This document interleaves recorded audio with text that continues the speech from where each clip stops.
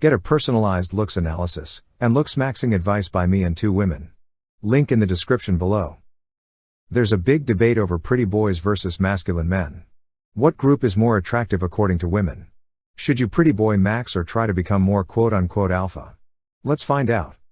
I gathered some popular pretty boys and some masculine men. Of course there's the in-between and we'll talk about it later, but for now let's focus on the 2 ends of the spectrum. As usual, I was joined by my 2 friends Eva and Vaso, and I'll stay out of the voting. The first duel we have is The Rock versus Zayn Malik. Easy classification there. The Rock is a symbol of masculinity for many people, and Zayn falls under the pretty boy group, especially the version we used here.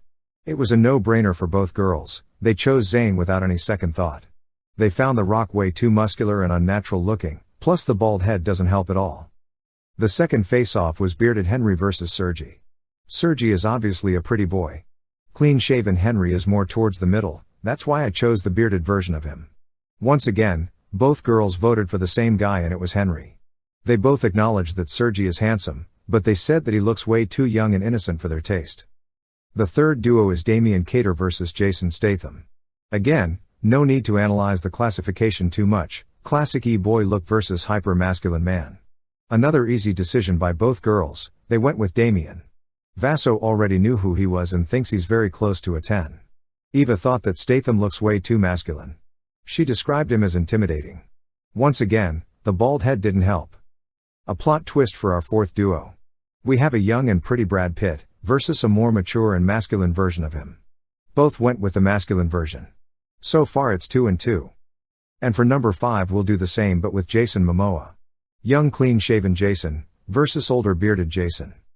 Both girls went with the younger version. Vaso's decision was very effortless, didn't think about it twice.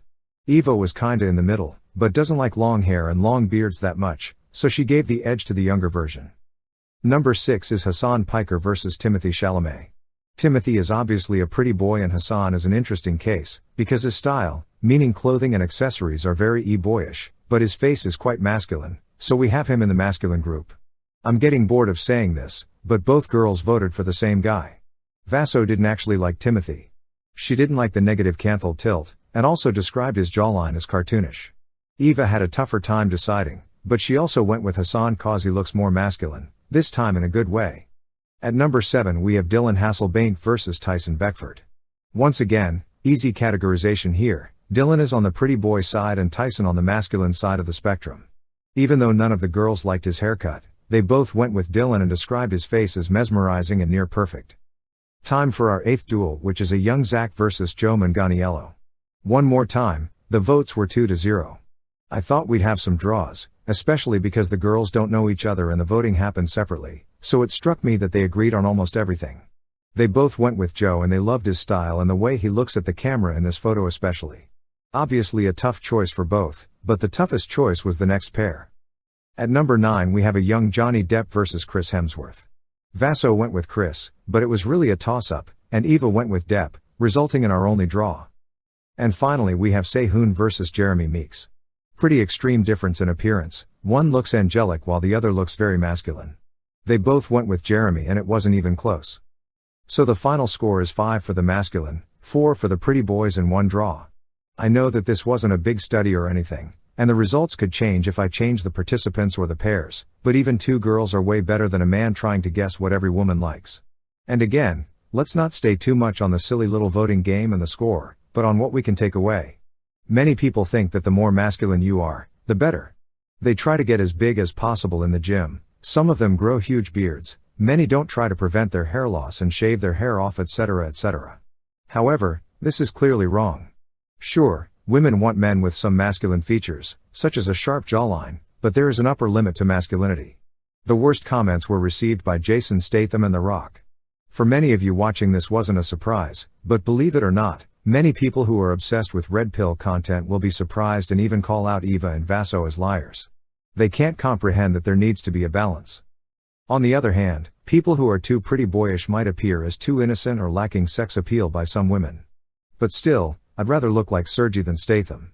I'm not saying that Jason doesn't look good, I wish I looked as good as him, especially in his age, but when we're talking about young women, they're more likely to go for the pretty boy type, especially in the West. People might mention how X person was voted as the most attractive in 2016 yada yada yada, but let's not fool ourselves, these are popularity contests and don't accurately portray who women like more. Obviously, hyper-masculine guys like The Rock have their own audience, but again, I think these women are older and a minority. The best reactions were received by guys who are somewhere in the middle, or what many would describe as a Chad. Guys like Brad Pitt, Chris Hemsworth, Cillian Murphy etc. etc. I think it's logical, the more niche you go, whether that's pretty boy or hyper-masculine, the smaller your target group will be. I think guys like The Rock will most likely be attractive to older women, pretty boys like Timothy will have most of their fan base in younger ages, and guys like prime Brad Pitt will have a wider appeal and pretty much be desired by women of all ages. And this leaves us with a critical question, which is, what do we do? Do we try to become more like TikTok Eboys or more masculine? There's not only one right answer to this one, as it depends on many factors. One of them is, what girls are you going for? If you're a young guy in a Western country who wants women between the ages of 18 and 23, then I would advise you to go for the pretty boy look.